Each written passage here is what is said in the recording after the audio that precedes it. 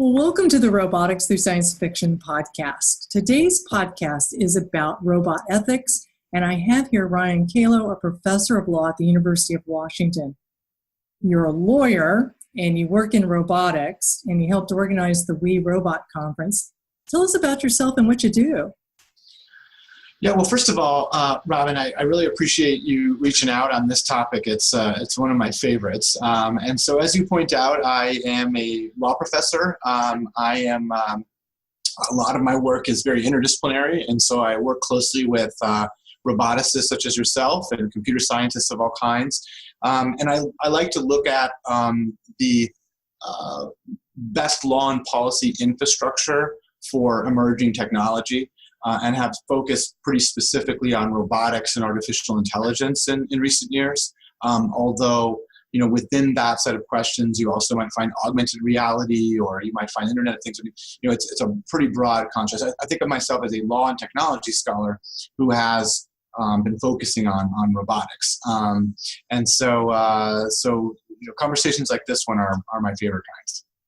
Well, we've got lots of science fiction to talk about as well. So today there's a lot to talk about, and in particular, there's Westworld, right? Everybody loves Westworld.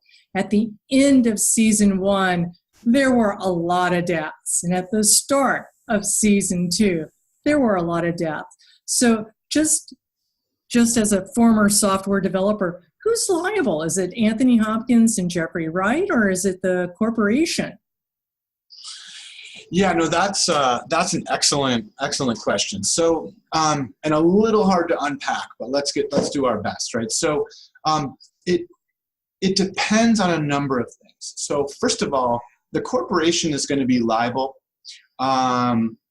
under a number of different theories. One theory is the theory of strict liability. So if you put together a park where you have so much complexity and people have guns, you know what I mean? And like there's violence and sex, all these different things, then that's going to be characterized by a contemporary court as being, sufficiently risky that probably something called strict liability would apply. And strict liability says that irrespective of fault, like whether or not you've fallen below the standard of care, you could have the best practice in robot theme parks, right? But regardless, if something goes wrong, it's the corporation's responsibility.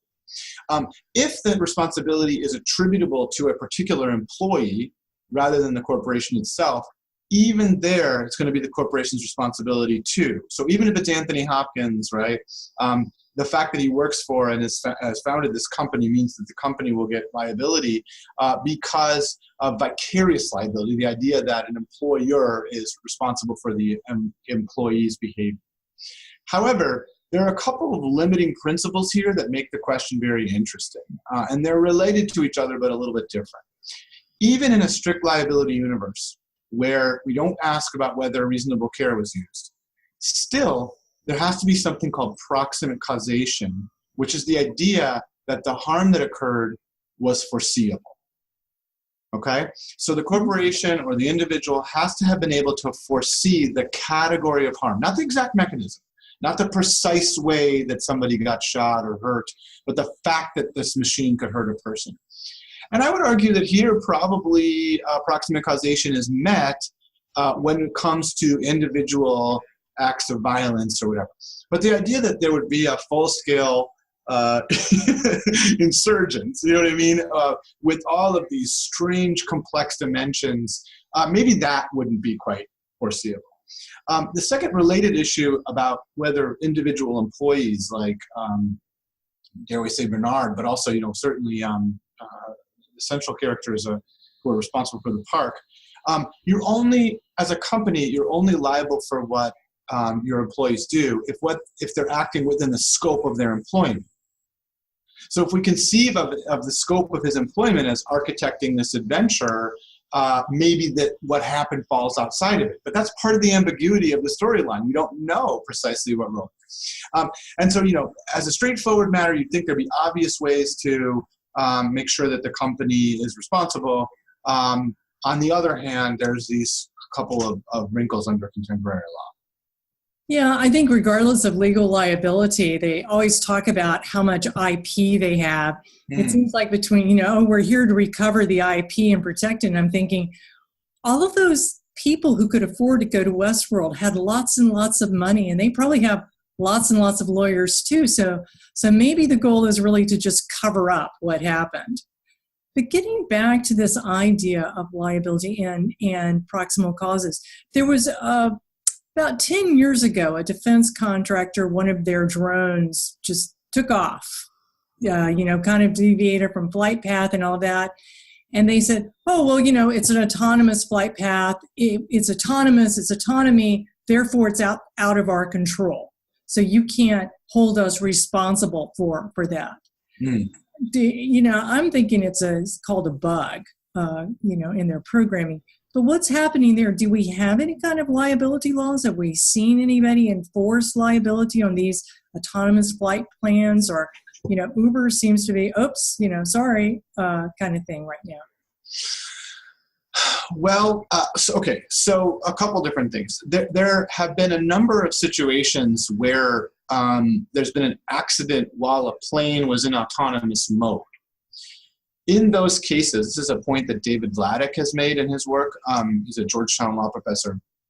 In those cases, the tendency of the courts has been to look for a human being to blame, right? I found a really early case, an autopilot case from the 1950s, using a very rudimentary mechanical form of autopilot, where a military plane ran into a private plane. And in that case, the court found that the pilot was liable because it was his responsibility to monitor this mechanical. But David found a subsequent case many years later in which it looked like there was a plane crash. It looked like the plane was in autonomous mode at the time, flying itself, but it wasn't clear. It was very difficult to figure out what the responsibility was. And so what ended up happening was that the court also found that the airplane had been. I'm sorry, Robin. One second. I forgot to turn off my do not disturb. Yeah. Technology there. Indeed. Sorry about that. That's why, by the way, that's why I'm not worried the robots are going to take over anytime soon, because my phone rings while I'm in the middle of an interview. When I see a robot demo that works on the first try, then I'll be worried about. But anyway, so they really looked for liability on the part of people, and they ended up finding it in the idea that the plane had been improperly loaded in terms of the cargo, and that might have contributed. So in a truly autonomous system, the liability ought to attach to the manufacturer, but only if it's of the kind of harm that we would expect. And I would say that you'd get laughed out of court for saying, so if there's a crash involving a drone where the drone flies into like a building or lands on somebody, that's exactly the kind of harm you worry about with an autonomous drone. And you get laughed out of court saying it wasn't our fault because of autonomy, right? I mean, that's exactly what we envision. Whereas if you really change categories, and I actually made this point in a recent column for the communications of the ACM, which I imagine some of your colleagues and listeners, viewers would have seen, where I talk about the difference between, imagine there's a driverless car, and the driverless car, in addition to driving itself, also was a hybrid and experimented with efficiency. And so it tried to figure out what was the most efficient configuration while still respecting the law and so on. And this system figured out at some point that it had a better day efficiency-wise if it started off with a full battery. And one night, the people who own the vehicle forget to plug it in overnight. And the system says, oh, that's okay. I'll just run the engine in the garage while everyone's sleeping so that it charges it up. And everyone dies from asphyxiation, right? Now you go back to those engineers and you say, your car killed people, right? Well, gosh, that's a different question, because they're going to swear up and down that they not only did they not think that this happened, but they literally did not conceive of death by asphyxiation as being a risk associated with this autonomous vehicle. Now, we can quibble whether they should have or not, but that's a genuinely hard question, and that's the kind of question I expect to see more of. Well, cool. We're almost out of time, but there's been a lot that's been going on about robot rights, particularly in Europe. And we saw Sophia and that little, Saudi Arabia granted her citizenship, whatever that means. Right. Is it premature to be talking about robot rights? Are we really just inches away from that big singularity? Well, look, I mean, I think you'd have to tell me, right, as a technologist. But my own view from talking to folks who, like you, work directly with the technology is that we're pretty far away. That even though we have some really cool gee whiz bang kind of applications of machine learning, translation, things like that, that there isn't an obvious path from what we're doing in terms of pattern recognition that's becoming so powerful and creating a fully conscious robot or something that would deserve rights and liabilities in the way that Saudi Arabia and its publicity stunt purported to do.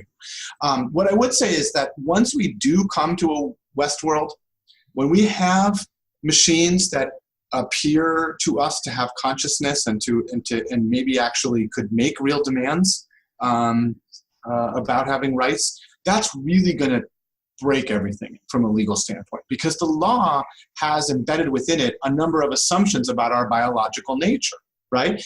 As a simple example, imagine you have a very popular robot that claims to be just as much of a person as you, and we can't disabuse anyone of that. And that robot decides that they want to be president, right? Well, do we make that robot that was built in, say, 2050 wait for 35 years?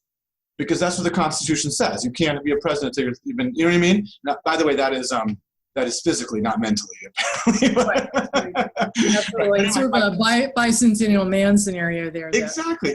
And so, the truth is that riddled throughout the law are all these assumptions that are roughly biological in nature. And if we were to let someone else into the franchise, we would see some tensions. And indeed, we have seen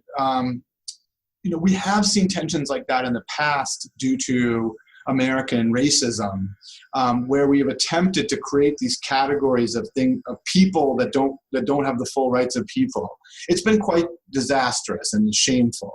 But in that instance, even so, there were biological deep complete similarities between the people we were trying to exclude and the folks in the majority. And so this would be different. Like, Black people and white people are the same, right? Robots and people are not the same from a biochemical standpoint.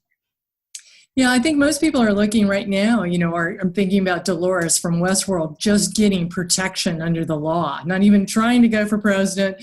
We'll worry about that later, just not be treated as slaves in there. Well, what a great interview. So much more questions to ask you, but we're out of time. Thank you very much, Ryan. Oh, thanks for reaching out. I just love it, and I look forward to seeing this and to seeing your other videos. Thanks a lot.